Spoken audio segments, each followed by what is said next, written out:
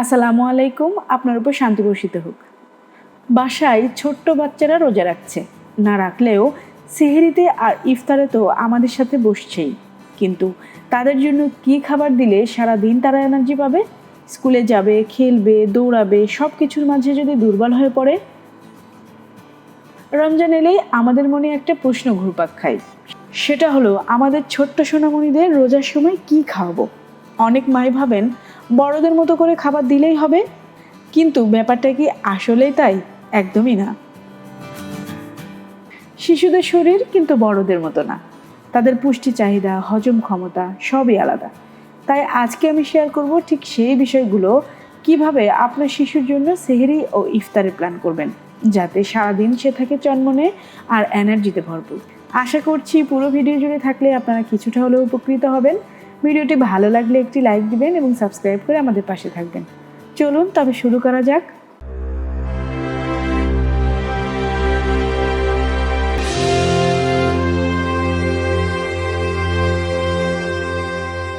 একটি গল্প দিয়ে ভিডিওটি শুরু করতে চাই।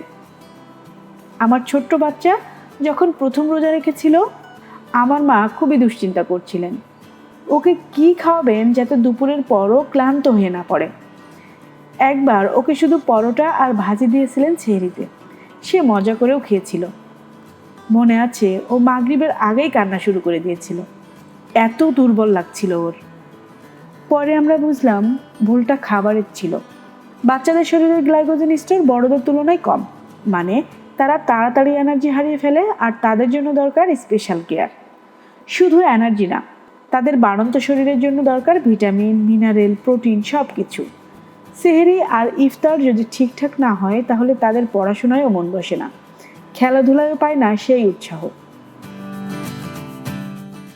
তাই আজকের টিপসগুলো শুধু তথ্য না, এগুলো আমার নিজের অভিজ্ঞতা আর পুষ্টিবিজ্ঞান মিলিয়েই তৈরি করা।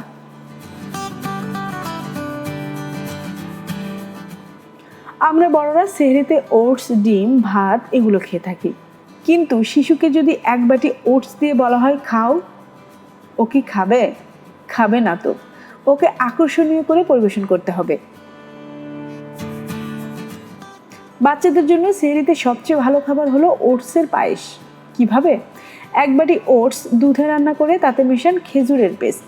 খেজুর পেস্ট করে বা গুঁড়া করে দিলে মিষ্টি হবে, বাড়তি চিনির দরকার নেই। তার উপর ছড়িয়ে দিতে পারেন রঙিন ফল, স্ট্রবেরি, কলা, আপেল কুচি, বাদাম গুঁড়ো করেও দিতে পারেন। ওটস ও দুধ থেকে পাবে প্রোটিন আর কমপ্লেক্স কার্ব, আর ফল দিচ্ছে ভিটামিন আর এনার্জি। আরও একটি আইডিয়া হতে পারে সুজির হালুয়া, কিন্তু বাটার বা তেল ছাড়া। সুজি দুধে রান্না করে তাতে খেজুর বা কিশমিশ দিয়ে মিষ্টি করে স্বাদ বাড়াতে পারেন। এটাও হজমের সহায়তা করে আর পেটও ভরা রাখে। মনে রাখতে হবে বাচ্চাদের সেহরিতে যেন প্রোটিন আর ফাইবার থাকে। যেমন ডিমের হালুয়া করতে পারেন, ডিম ফেটিয়ে সামান্য দুধ আর গুঁড়ো মশলা দিয়ে কম তেলে রান্না করে পরিবেশন করতে পারেন। পাশে একটা লাল আটা রুটিও দিতে পারেন। আমরা বড়রা ইফতার করি ছোলা, পেঁয়াজু, বেগুনি, হালিম দিয়ে, কিন্তু শিশুদের জন্য এগুলো খুব ভারী হয়ে যায়। বেশি তেল মশলা তাদের পেট নষ্ট করে দিতে পারে। রোজা ভাঙার পর শিশুর শরীরে প্রথমে দরকার পানি, তাই ইফতারে শুরু হোক একটি খেজুর আর এক গ্লাস পানি দিয়ে। দুধ বা ফলের রস দিতে পারেন, অবশ্যই বাসায় বানানো ফলের রস। তারপর দিন ছোলা, কিন্তু বাচ্চাদের জন্য ছোলা একটু আলাদা করে বানাতে হবে, কম মশলায়। সেদ্ধ ছোলার সাথে পেঁয়াজ, টমেটো কুচি মিশিয়ে তার উপর লেবুর রস দিয়ে দিতে পারেন। চাইলে সেদ্ধ মিষ্টি আলু মেশাতে পারেন, এটা খেতেও মজা আর পুষ্টিগুণেও ভরপুর। ইফতারে খেজুর খেলে বাচ্চাদের শরীর ইনস্ট্যান্ট এনার্জি পায়। যারা ফ্রুট চাট খেতে পছন্দ করেন তাদের জন্য দারুণ একটি অপশন। বিভিন্ন রকমের ফল কুচি করে তাতে সামান্য চাট মশলা আর লেবুর রস দিতে পারেন। দই দিয়ে মিশিয়ে দই ফ্রুট চাটও বানাতে পারেন, এতে প্রোবায়োটিক্স পাবে আর হজমও ভালো হবে। কিন্তু একটা কথা খুবই জরুরি, শিশুদের জন্য কিছু খাবার আছে যা সেহরি আর ইফতারে না দেওয়াই ভালো। প্রথমত ভাজা পোড়া, পেঁয়াজু, বেগুনি, সিঙ্গারা যত কম দেবেন তত ভালো।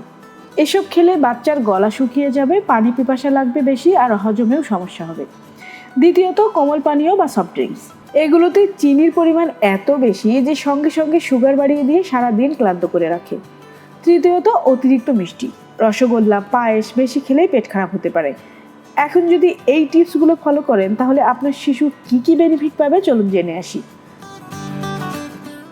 সারাদিন স্কুলে অ্যাক্টিভ থাকবে, পড়াশোনায় মন বসবে, খেলাধুলায় দুর্বল লাগবে না, রাতে ঘুম ভালো হবে। রোজা রাখলে সেটা তার জন্য হবে সহজ, কষ্টকর হবে না। শিশুকে সেহরিতে ধীরে ধীরে খেতে শেখান। তাড়াহুড়া করে খেলে হজম ঠিকমতো হয় না। সেহরির সময় পর্যাপ্ত পানি খাওয়ান। 1 থেকে 2 গ্লাস পানি অবশ্যই খাওয়াতে হবে, একেবারে না, অল্প অল্প করে। ইফতার আর রাতের খাবারের মাঝে সময় রাখুন। ইফতারের পরপরে রাতের খাবার খেতে বসলে পেট খারাপ হতে পারে বা গ্যাস হতে পারে। এই ধরুন 1 থেকে 1.5 ঘন্টা সময় গ্যাপ দিলে ভালো। মনে রাখতে হবে প্রতিটি শিশুর শরীর আলাদা। কারো অ্যালার্জি থাকতে পারে, যেমন দুধ বা বাদামে, কারো ডায়াবেটিস বা অন্যান্য সমস্যাও থাকতে পারে। তাই বাচ্চার শরীর বুঝে খাবার দিন, কোনো কিছু জোর করে খাওয়াবেন না। প্রয়োজন হলে ভালো ডাক্তারের পরামর্শ নিন।